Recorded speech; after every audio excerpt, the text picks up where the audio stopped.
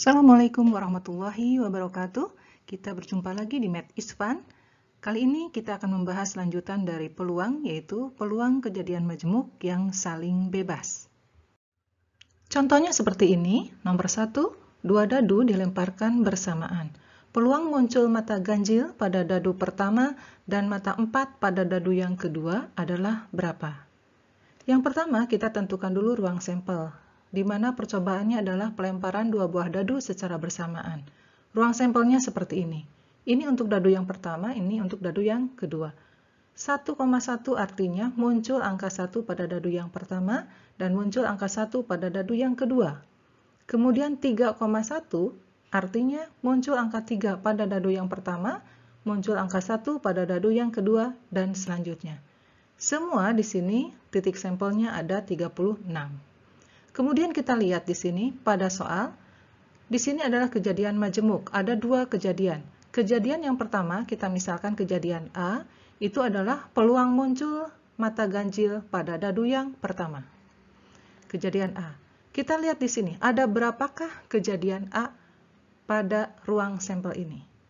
Mata ganjil, berarti di dadu yang pertama, ganjil adalah 1, 3, dan 5. Berarti ini, kemudian yang ini, dan yang ini. Masing-masing 6. 6 tambah 6 tambah 6. Berarti semuanya ada 18.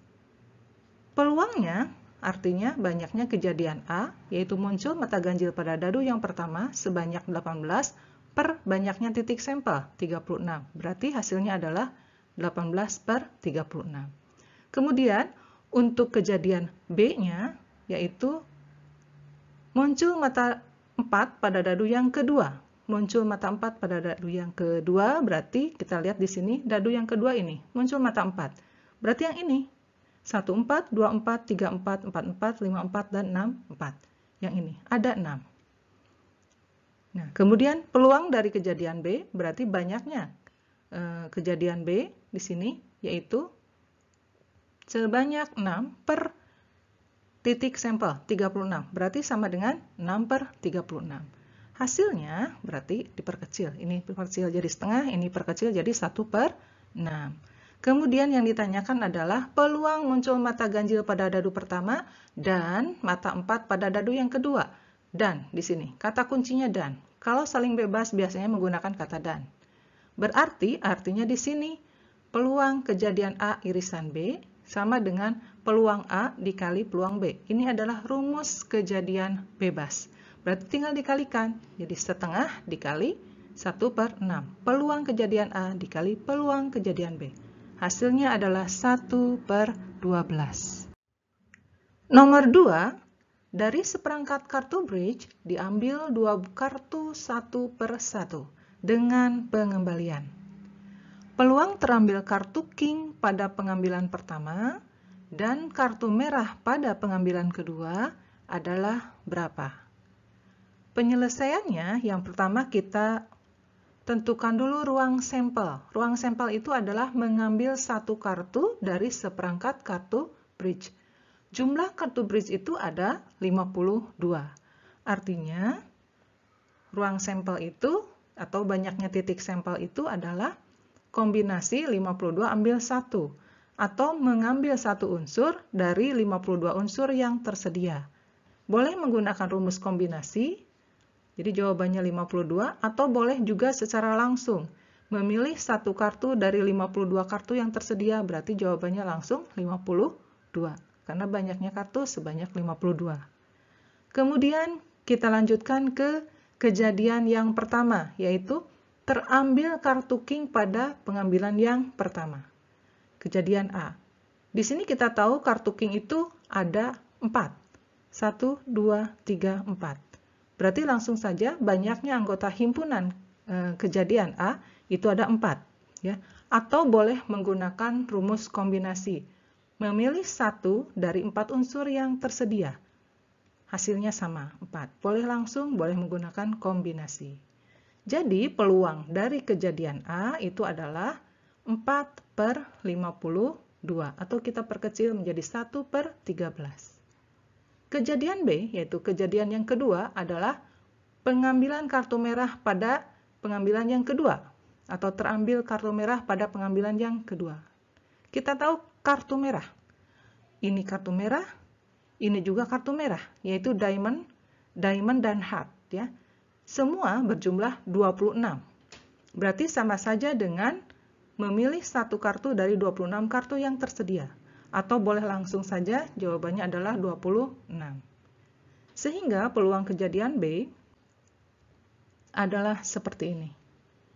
26/52 atau kita perkecil setengah.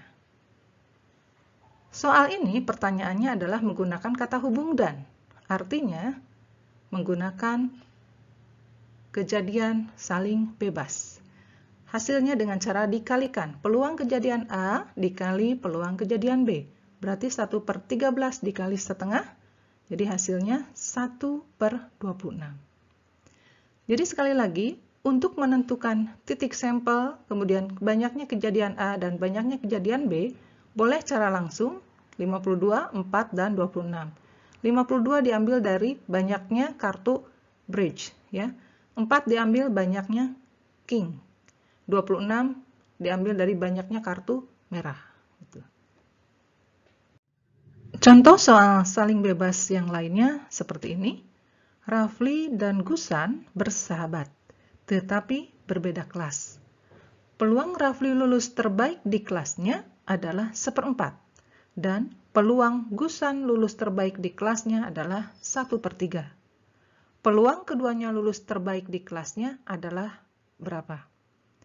Nah, kita lihat di sini soalnya atau pertanyaannya, peluang keduanya lulus terbaik di kelasnya itu artinya peluang Rafli lulus terbaik di kelas dan peluang Gusan lulus terbaik di kelas. Berarti bisa menggunakan kata hubung dan. Artinya ini adalah soal saling bebas. Jadi kalimat ini sama dengan kata hubung dan.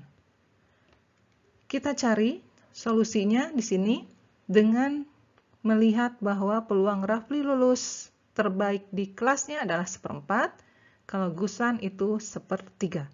Berarti tinggal dikalikan saja peluang Rafli dan peluang Gusan. Kalikan 1/4 dikali 1/3, berarti jawabannya adalah 1/12. Contoh lain, misalkan soalnya seperti ini. Peluang A untuk hidup 20 tahun lagi adalah 0,8. Sedangkan peluang B untuk hidup 20 tahun lagi adalah 0,62. Tentukan peluang bahwa A akan hidup 20 tahun lagi dan B tidak akan hidup 20 tahun lagi. Nah, penyelesaiannya kita tentukan dulu peluang A adalah kejadian di mana B hidup 20 tahun lagi, berarti 0,8. Kemudian peluang B adalah, di sini pertanyaannya, tidak akan hidup 20 tahun lagi. Artinya, peluang B untuk hidup 20 tahun lagi adalah 0,62, berarti peluang tidak hidup 20 tahun lagi tinggal dikurangkan saja, 1 dikurangi 0,62. Ya. Namanya ini adalah kejadian komplement. Hasilnya adalah 0,38. Sehingga, jawaban dari peluang bahwa A akan hidup 20 tahun lagi dan B tidak akan hidup 20 tahun lagi adalah tinggal dikalikan peluang A dan peluang B. Karena peluang B-nya adalah diganti jadi 0,38 di sini ya. Jadi 0,8 dikali 0,38. Hasilnya adalah 0,304. Soal nomor 5. Akan dipilih 2 siswa sebagai perwakilan sekolah untuk menghadiri sosialisasi perguruan tinggi negeri. Di kelas pertama terdapat 4 siswa perempuan dan 3 siswa laki-laki. Berarti jumlahnya di kelas pertama ada 7. Ya. Kemudian di kelas kedua terdapat 2 siswa perempuan dan 5 siswa laki-laki. Berarti di kelas kedua juga jumlah siswanya ada 7. Ya. Peluang terpilih masing-masing 1 siswa perempuan dari kelas pertama dan dari kelas kedua adalah berapa? Di sini berarti ada 2 kelas. Peluang pertama, ya di sini kita lihat kejadian yang pertama peluangnya itu diambil dari kelas yang pertama. Kemudian peluang kejadian yang kedua diambil dari kelas kedua. Kita hitung kejadian yang pertama dulu atau peluang kejadian yang pertama dulu. Peluang kejadian A yaitu peluang terpilihnya satu siswa perempuan dari kelas pertama. Kita hitung dulu ini. Perempuan di sini ada, di kelas pertama ada 4. Kemudian jumlahnya ada 7. Berarti langsung saja boleh menggunakan kombinasi atau boleh langsung jumlah perempuan 4, jumlah siswa di kelas pertama 7. Boleh menggunakan kombinasi, boleh langsung. Hasilnya sama. Nah, sekarang kita lanjutkan ke kejadian B. Peluang kejadian B itu artinya di sini sama, terpilih siswanya perempuan, tapi dari kelas kedua. Perempuan di kelas kedua itu ada 2 ya. Berarti kejadian B 2 per jumlah siswa ada 7 di kelas kedua juga ya. Berarti 2 per 7. Sehingga kejadian dari terpilihnya atau peluang terpilihnya masing-masing satu siswa perempuan dari kelas pertama dan dari kelas kedua itu berarti 4 per 7 dikali 2 per 7. Hasilnya adalah 8 per 14. Nomor 6, di dalam kotak A terdapat 4 bola kuning dan 6 bola merah. Di dalam kotak B terdapat 2 bola biru dan 3 bola kuning. Akan diambil sebuah bola secara acak dari masing-masing kotak. Peluang terambil bola merah dari kotak pertama dan bola kuning dari kotak kedua adalah berapa? Nah, di sini juga sama seperti soal nomor 5, berarti kejadian A yaitu peluang terambil 1 bola merah dari kotak pertama, kemudian kejadian B 1 bola kuning terambil dari kotak kedua, berarti kejadiannya berbeda. Yang satu di kotak yang pertama, kejadian yang kedua di kotak yang kedua. Kita hitung kejadian yang pertama, peluangnya adalah banyaknya bola merah di kotak yang pertama ada 6. Berarti peluangnya adalah 6 per dari jumlah bola di sini ada 10. Menggunakan kombinasi boleh atau cara langsung juga boleh. Berarti 6 per 10. Banyaknya bola merah 6 dari 10 bola yang ada dalam kotak. Kemudian, untuk peluang kejadian B, terambilnya 1 bola kuning dari kotak kedua. Berarti peluang B, banyaknya bola kuning ada 3, dari jumlah bola di kotak yang kedua ada 5. Berarti 3 per 5. Kemudian, peluang dari pertanyaannya, peluang terambil bola merah dari kotak pertama dan, kata kuncinya dan, bola kuning dari kotak yang kedua berarti tinggal dikalikan. 6 per 10 dikali 3 per 5. Hasilnya adalah 18 per 50. Atau diperkecil menjadi 9 per 25. Nomor 7, sebuah kantong berisi 5 kelereng merah, 2 kelereng putih, dan 3 kelereng hitam. Berarti di sini jumlahnya ada 10 kelereng ya, di satu kantong. Dari dalam kantong diambil 3 kelereng 1 per 1 dengan pengembalian. Peluang terambil kelereng berwarna merah pada pengambilan pertama dan kelereng putih pada pengambilan lainnya adalah berapa? Berarti di sini kejadian majemuknya ada 3. Kejadian yang pertama terambil kelereng berwarna merah. Kejadian yang kedua terambil kelereng warna putih. Dan kejadian yang ketiga adalah kelereng berwarna putih lagi. Hanya di sini harus diperhatikan bahwa setiap pengambilan itu dikembalikan. Berarti kondisi kelereng di kantong selalu dalam posisi jumlahnya 10 kelereng. Kita cari satu persatu peluang kejadiannya.